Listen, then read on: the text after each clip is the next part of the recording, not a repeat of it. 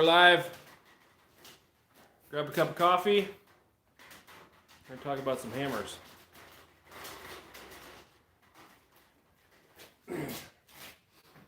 Just a relaxed little live stream here. Let me wheel my little cart over here.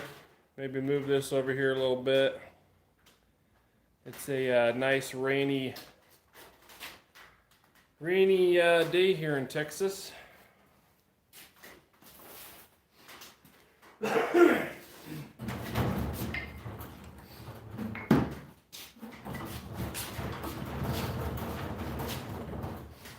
All right, we got one person on. All right, now we have a live stream. So maybe let a couple more people filter in here while I shuffle some stuff around here. My shop organization involves moving things around a lot.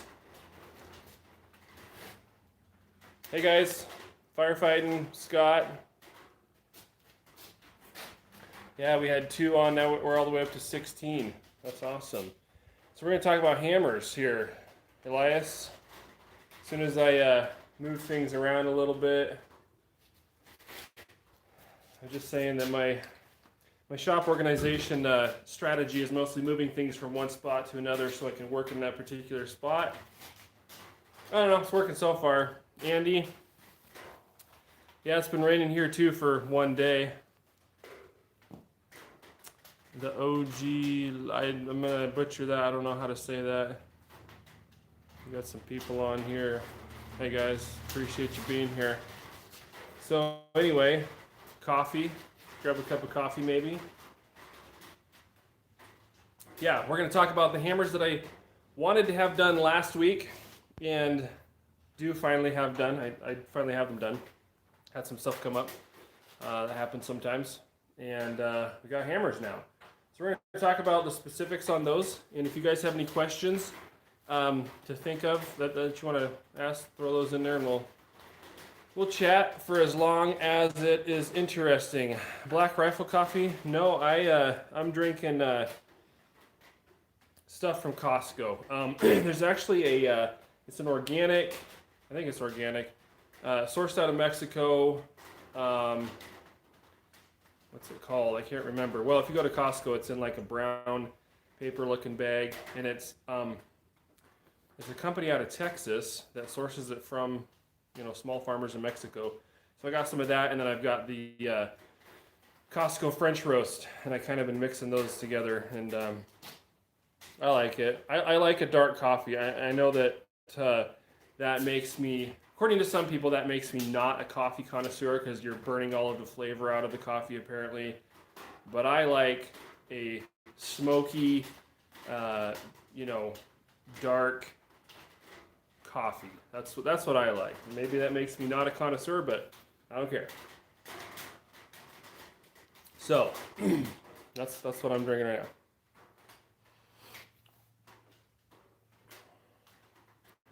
All right, so, well, maybe we'll answer a question or two right here. Here's one for you. I want to make my first hammer, but don't have a drift or punch. Have any tips on making one or tips on making a hammer for my first time in general? So, you kind of have to have a punch to make a hammer, but it does not have to be a punch, a very sophisticated punch. It can just be a piece of steel that has a point or chisel point, well, not even a chisel point, but it'll make it a little easier to drive through by hand. So just something you hold in your hand. Let me grab an example here.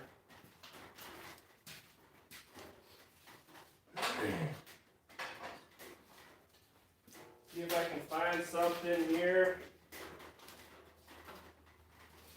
Well, okay, so, here's a chisel. It's essentially the same concept. This is a chisel, and a lot of blacksmithing tools will have a handle, either with a punched eye, or you can even you'll find them with just a welded steel handle. But if you make yourself a punch like this, which with an appropriate end on it for punching, and this would actually work with a little bit of grinding. you can hold that in your hand and drive it with your hammer, and you can punch an eye with something similar to this. This is a cold chisel that I use for hot stuff. But you can do that. So you don't have to have a sophisticated punch with a handle or anything. And you can get a hole punched in your hammer billet, and then you can use a drift like this to widen out your hammer hole, eye. That's what it's called. It's called an eye. To the appropriate size for whatever size of hammer you're making. I like to make an oversized eye on my hammers, larger than really is necessary, just for long-lasting durability. But this right here, this is what, about 1.25 inches wide at the top and 3/4. For a 2-pound hammer, 3-pound hammer even, that'd be adequate. So hopefully that answers that. You don't have to have a lot of tooling to get started. It can be pretty simple. I did it again. I trying to pull the chat up here, and I exited out of the window here. I just want to see the messages. YouTube, come on now. All right.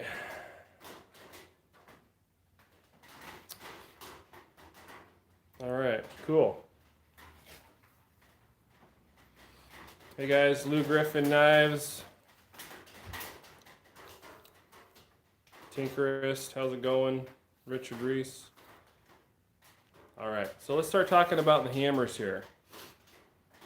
Like I said a minute ago, I wanted to have them done last week, which is kind of what I indicated, and then had some stuff come up, so I have them done now. And they are all up on the website, BearCreekForge.com.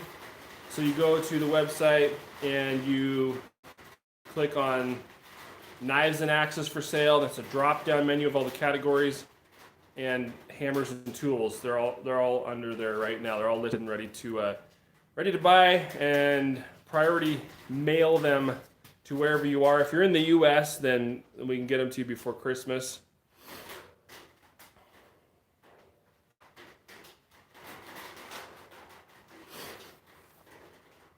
Elias asks, would you go from a 2-pound to one of your 3.5 or 4.25? I would go with a 3.5 pound. Personally, it took me. I'll show you my my daily driver here. Where did my hammer go?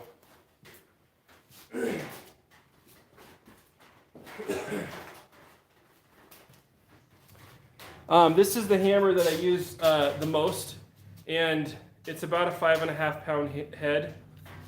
And then this is about a 4.5 pound head. I use this a lot actually for setting handles on all the tools I make, the axes and hatchets. But this is my main forging hammer, and then the one I forged on the channel recently, it's about 3.75 pound. I've been using this a little bit too, as well. But to get some good efficient forging done, this is what I go for. But what I'm saying is it took me years for me to get comfortable with that. And I would not push it. For a long time, I used a 4-pound hammer before I went to this. And before the 4-pound hammer, I was using probably a 2.5 pound or something like that. Don't push it. You don't want to injure yourself. And personally, it took me a long time to get up to where this heavy of a hammer felt good.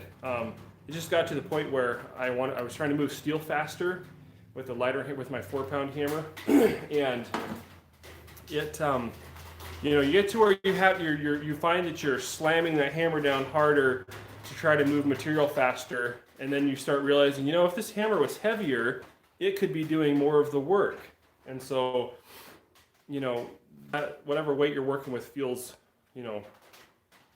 easy-ish. I'm not going to say it's easy, but it feels very normal. And then you're trying to work it harder. Well, if the hammer was heavier, it would do more work for me.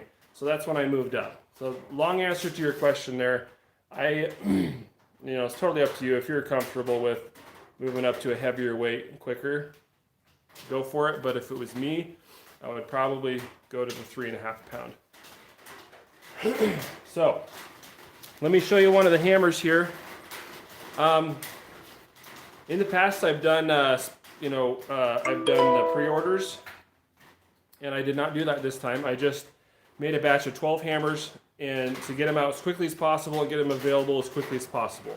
So as of right now, unless somebody's ordered something in the last 30 minutes, there's 12 hammers up on the website. This particular one is one of the 3.5 pound size. Now I must have made a slight miscalculation in the 4.5 pounders. I was using a material weight calculator that you can find online for free, but I think the weight was actually in pounds and ounces instead of a decimal or something to that effect. So I ended up with, I don't think I ended up with most of them being 4.5 pounds. But what I did on this batch, which I have not done before, I worked, I was paying real close attention to the material weights when I cut them in previous batches, trying to keep that weight real close to the intended weight, and we were always within several ounces, and that was the deal there. On these, we're within several ounces, but I've actually marked each of these with actual weight. So there's going to be two numbers on. I don't know if you can see it on here. They're not easy to see. You probably can't see it. There's going to be two numbers on the hammer heads of these on this batch, and the first number is the pounds, and the second number is the ounces. So this one here, if I can get it in the right light, is 36. Now that's not 36. That's 3 pounds 6 ounces. So I weighed each hammer head, I should say, and I stamped the weight on each hammerhead, so you know exactly what the weight of your hammer is. And then of course with the handle it weighs a little more, but the hammerhead weight is stamped on there. So in this batch I did a couple of cross peen hammers, like I mentioned, and those turned out pretty good. They're both actually 3 pounds 6 ounces, I believe. Yep, they both came out 3 pounds 6 ounces, within half an ounce. I think I rounded, 0.9 of an ounce up or something like that, but 3 pounds 6 ounces. And these diagonal peens here are nice because, as with a cross peen, you've got that aggressive material movement, but it's diagonal, so that when you're standing at your anvil, the natural ergonomics of the hand that's holding the material and your hammer is at about a 90-degree angle. Okay, so that means when you're using the cross peen, you don't have to turn your body or your hands and arms out to a 90-degree to get that. That's kind of awkward. If you've tried that before, it's kind of awkward. So with this 45-degree peen, straight peen, you can just stand at your natural ergonomical angles, whatever you want to call it, and there's no trying to adjust way out for that. And so if you're trying to widen out stock or draw the bevel down on a blade or whatever it is you're doing that you would do with a cross peen, you can do it with this without having to move your elbow way out to get to where you're trying to get to. That makes sense. So anyway, I got just two in this batch, and they turned out pretty good, I think. So these hammers are 1045 carbon steel, and they are hardened and tempered. They are designed as a forging hammer. I also use them for driving tools. But if you do that, you're going to get some marks in the face of your hammer. Now, these hammers are hardened and tempered harder than your typical hardware store hammer. If you go get yourself a 4-pound sledge from the hardware store, it's going to be softer. It's going to, it's going to deform more when you use it on you know, for driving a chisel or whatever. But more importantly, you don't have as good a rebound with your run-of-the-mill hammer. These guys will work more efficiently for you because of the level that they're hardened and tempered at. Now, yeah, that being said, they're still not, obviously not impervious to, if you're gonna go hammer on the top of a chisel or something, which I've done plenty of, or a drift, you know. So that's why I recommend having a tooling hammer and a forging hammer. If you're gonna leave your forged flats on anything, then whatever's on the face of your hammer is gonna be to some degree or another on the surface of whatever you're forging. So for that reason, it's recommended that you have, you know, a hammer that you save for just forging hot steel, and then a hammer for driving punches, drifts, etc. So like this one right here, I use this. This is what I use for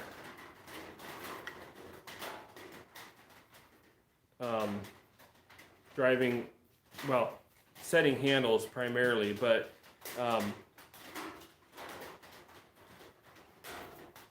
trying to remember what I'm driving drifts with on this in the whole process. So I've done that a lot on here, but anyway, it's kind of started up a little bit. You can still forge steel with it, but you're going to get a little bit of marking. So let me show you one of the heavier hammers here. This one is 4 pounds 5 ounces right here. And so for those of you not familiar with it, these are blacksmith rounding hammers.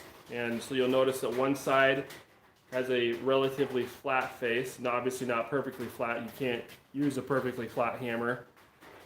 It's got a little bit of a convex surface to it, which is what you want, of course.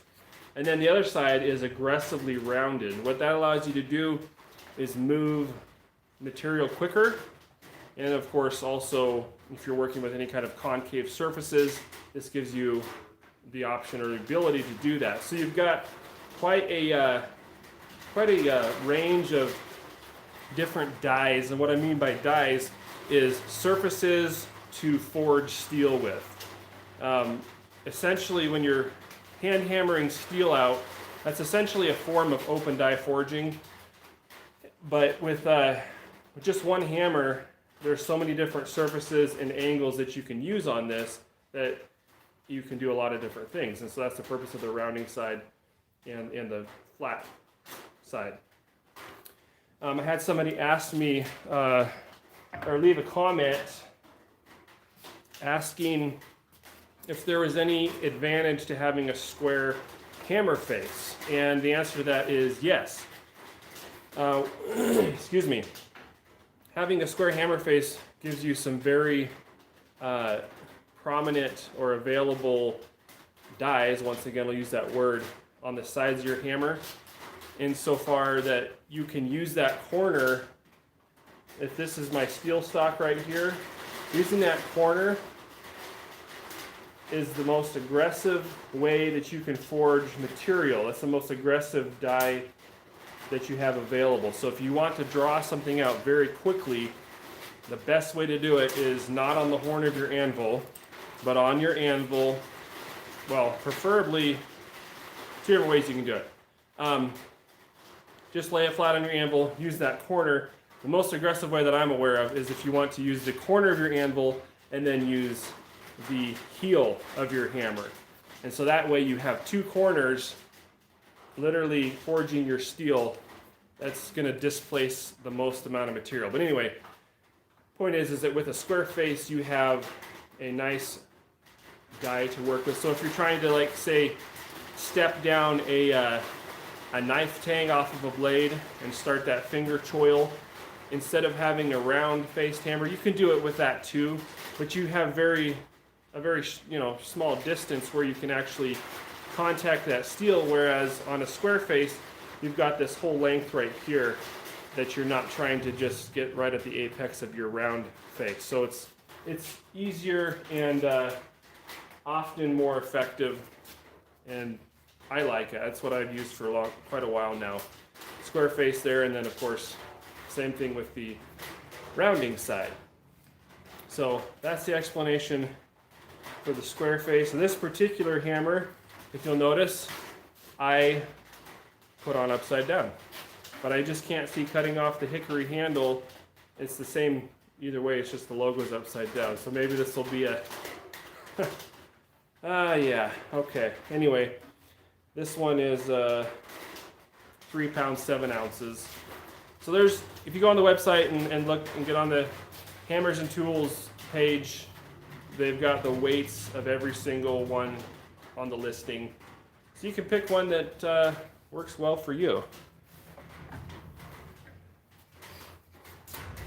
So, and I've explained this multiple times before, but the design thought behind these hammers is to make something that is reminiscent of either like a Viking style hammer or a medieval, something that you would see in an old European relief carving or engraving of a blacksmith, right? You could envision that blacksmith using something like this, right? Seen those old engravings and the sort of rustic appearance to everything. Well, that's kind of the thinking behind that. So if it's not Viking-esque, it's got to be old European-ish, and that's what I was going for with these. So anyway, I like the way it looks. It's just a beefy, sturdy look. And then functionally, you know, having these really thick cheeks, I feel that it translates the mass from the back side through your workpiece. It's just more of a whole piece of steel. So instead of having really thin cheeks here, you can be sure that whatever mass is behind the face that you're using, either side, is going to be well translated with these heavy cheeks. And so I feel that also helps. I don't necessarily have any scientific proof of that, but I like it like that. So that's the explanation behind the design. And I don't know of anybody else making hammers out there like these. One of the things that kind of seems to happen in the realm of blacksmithing and bladesmithing is that somebody does something that's cool and then everybody copies it or does a very close variation of it. And so there's a couple different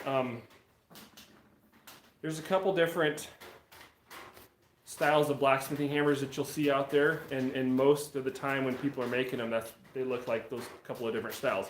Now, in all fairness, I did take ideas from like the Yuri Hofi style hammer with the shorter distance between the face and the handle and the overall more blocky appearance, but this is not what the Yuri Hofi hammer looks like.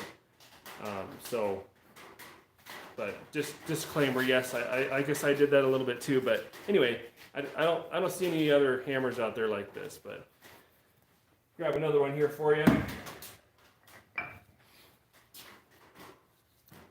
This guy is 4 pounds, 2 ounces. So a nice 4-pound hammer. Really good size for all kinds of stuff. Just everything you're going to do in the forge. All right, let's check for some questions here. Questions about the hammers, questions about anything else. And again, these are all up on the website, firecreekforge.com. Hey, Byron.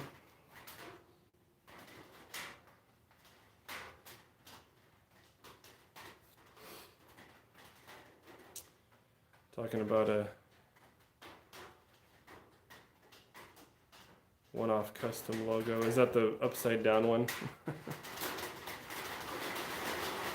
Yeah, you could do that. auction it off for charity, something like that. Yeah.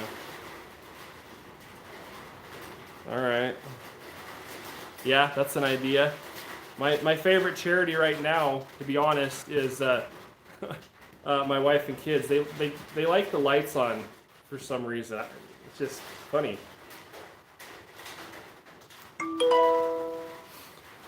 Luke, no, I have not done I've just done a practical application test on my hammers.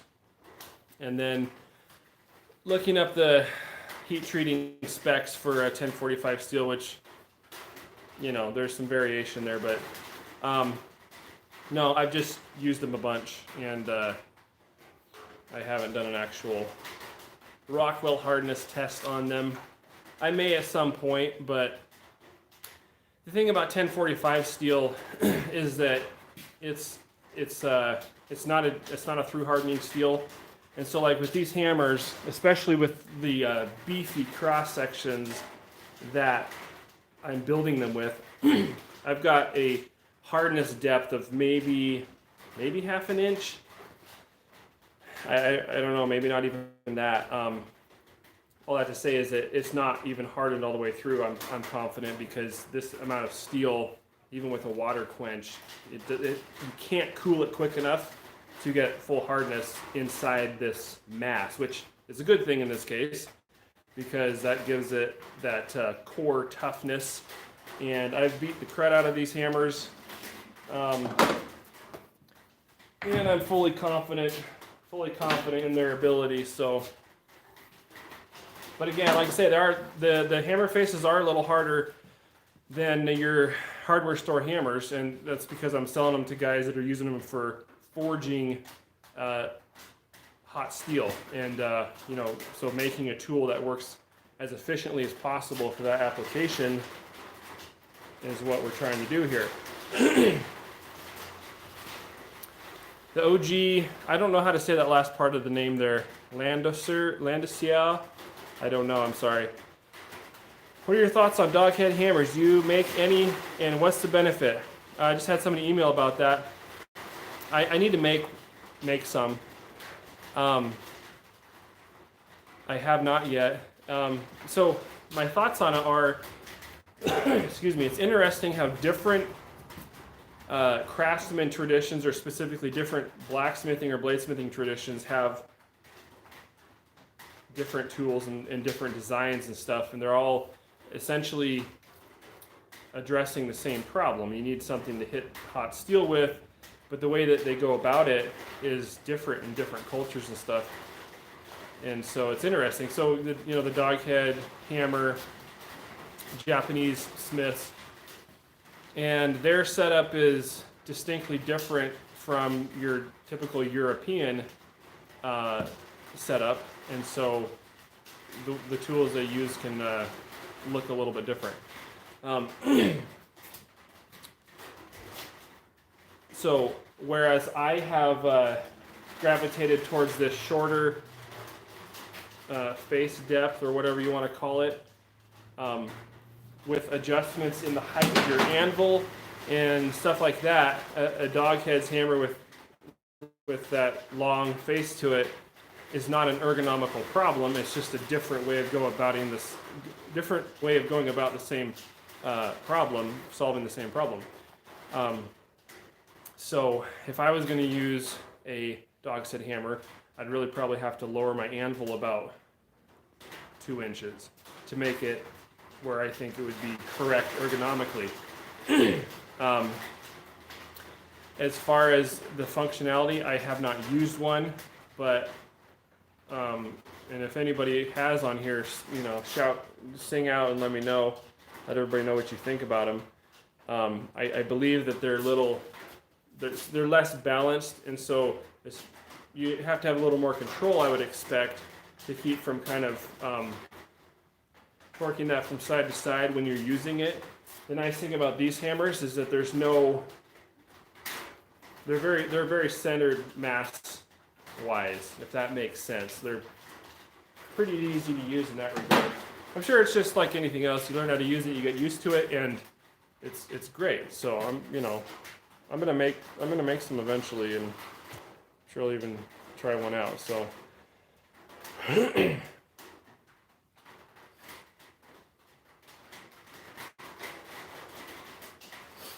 Tinkerus, the Japanese long head is more for a hammered face, right? Did you make a hammered look on a blade, for example?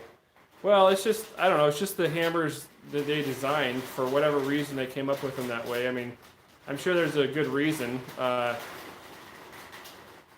Having most of the mass right on that side of the hammer when you're contacting the steel makes sense. I don't think it has anything to do with the actual finish on the product, whatever it would be.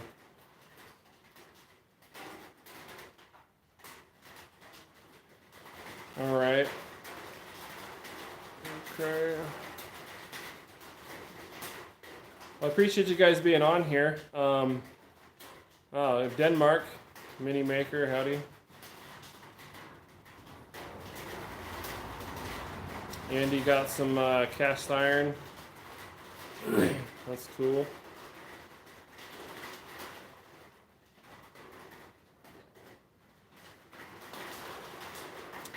John says that Smith told him they'd be useful for scroll work. The dog's head hammer? Yeah, I don't know. Quite possible. All right, guys. Well, shoot out some more questions if you have them. Oh, let me show you this here. Does anybody know what that is?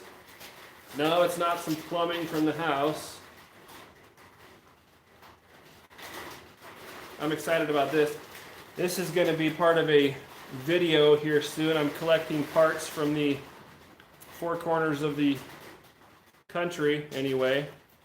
We're going to build a new forge yet again. Thanks, Luke. I appreciate it. Yeah, be safe. I'm assuming you're up there in Alaska.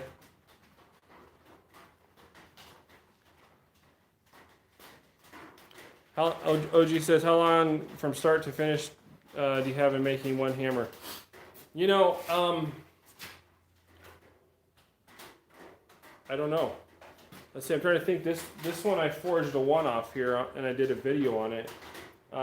Altogether, probably a good, a day once you get everything done. But that's not constant work. Yeah, I don't know. Doing a batch like this, it took me about a week to get them all done. Not consecutive, but all together. Oh, I ran out of boiled linseed oil. Well, I had like just a tiny bit left, so I ran to get and got a new gallon jug of it. And it lasts quite a while, but I put that on all of my tool handles, the axes, hatchets, and hammers. So I hadn't bought any in a while. I went to the local store to get some, and 1 gallon jug of boiled linseed oil, $55. Yeah. So everything just keeps going up. So I know it's tough out there. I have not raised the prices on the hammers. They're the same price they've been ever since I started making them. So hopefully that helps a little bit. But man, crazy.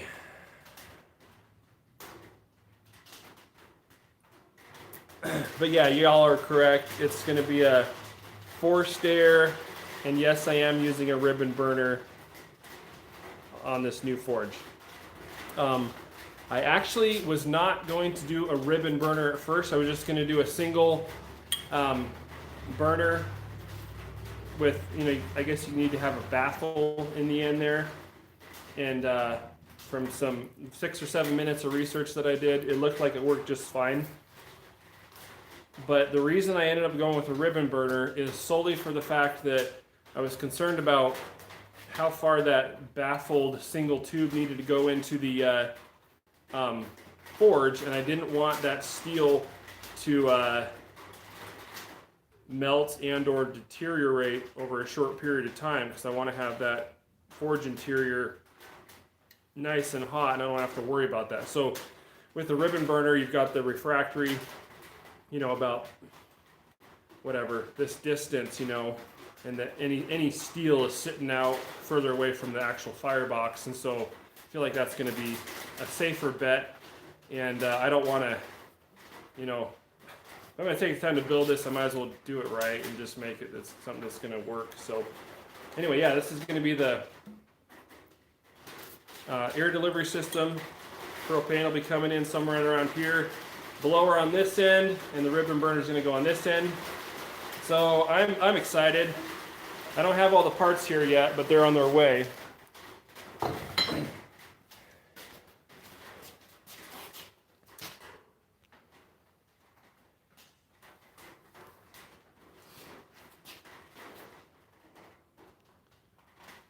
It's a Dagnar. It's asked if it's a round ribbon or a box. It's a box. I actually ended up buying one from Brian House over at House Made Industrial.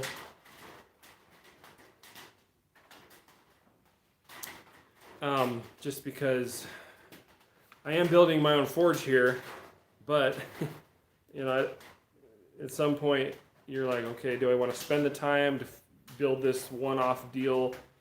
And is it worth it?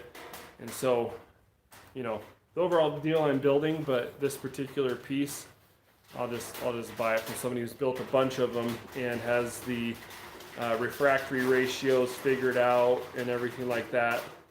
So if there's any, he's got the bugs worked out, so I don't have to. Cause I'm not going to work the bugs out on this because I'm only building one. So everything else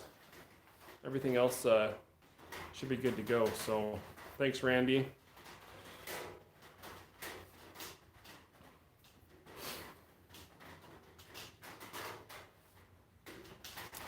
Heading home to Tennessee.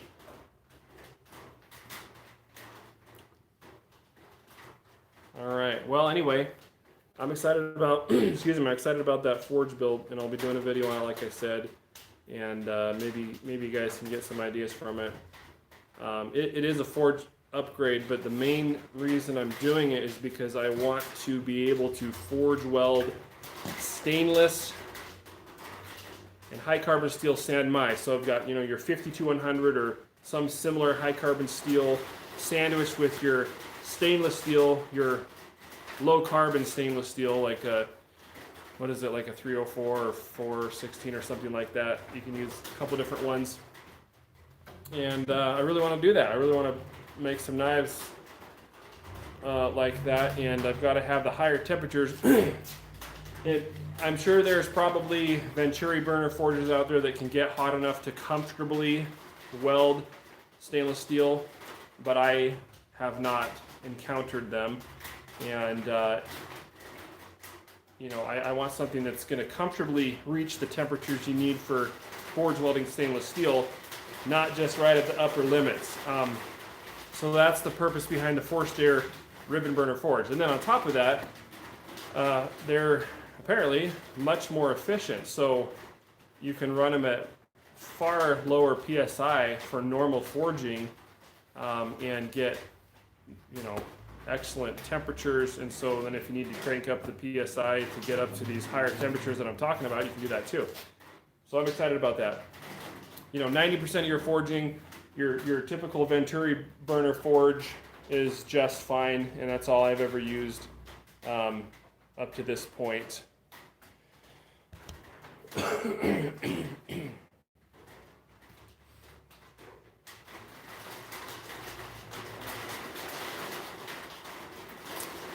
John asked, what temperature does stainless steel need? That's a good question. I just know I don't know the answer to that. I just know that I need more heat than what I have with this. I believe I need to be able to see my carbon steel starting to burn to get up into the range where I can successfully and comfortably forge weld stainless steel. And obviously you don't want to burn your steel, but if your forge can't get up that hot, I don't think you're within that range. I have tried to forge weld stainless steel before and was unsuccessful. I did manage to forge weld some stainless steel foil to the inside of one of my canister builds with my regular forge, just a little bit of it. So I was getting close, but getting close is not adequate. You got to get comfortably into the range. I don't know the exact temperature, so I think it's about 2,300 degrees though. But I want to be able to get up to where you can comfortably do that, and this is the best way that I know how. So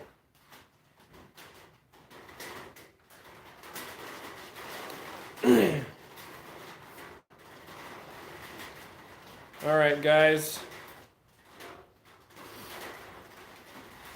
Dagnar says his Brian's ribbon burners are built in a climate constant area.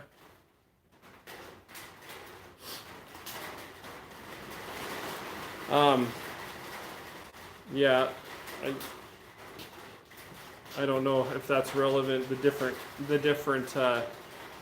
climates, just getting the refractory mix down to where when it's running in the forge, it's operating at its fullest potential, and not cracking prematurely and different things like that. So I think that's helpful, and it just takes time to build stuff, and when you're first starting out, especially if you're doing it as a hobby, I totally get that. Build everything. I mean, because why not, right? That's why you're doing it anyway. I'm kind of in a position now where I have to pick and choose a little bit, and so I could build all this stuff, completely from scratch, but the time that I would take to figure out just the time that it would take isn't necessarily worth it all the time, because if I can be building product for you guys and everybody else and paying the bills, which is what I do, then that's kind of where I'm going to focus my time on more. So balance between building the forge myself, and that's the other thing, because you want to keep the cost down. Everybody wants to keep the cost down. I totally get that, and that's why I decided to build the forge myself. And I think really the ribbon burner is the only thing that somebody else is building here. All the rest, well, except for all the other parts, of course. Hey, if you really want to get serious about this, you better start building your own black pipe and propane fittings. So you need to go get yourself a lathe, a bunch of brass stock. All right, come on now. We can take this to a ridiculous level if we want. But anyway, I'll probably let you guys go here, and appreciate y'all tuning in. And that's kind of that's the story on the hammers. And I hope you guys. Yes, one thing I love about building hammers is they get put to use, and it'll last as long as you ever want to forge something. So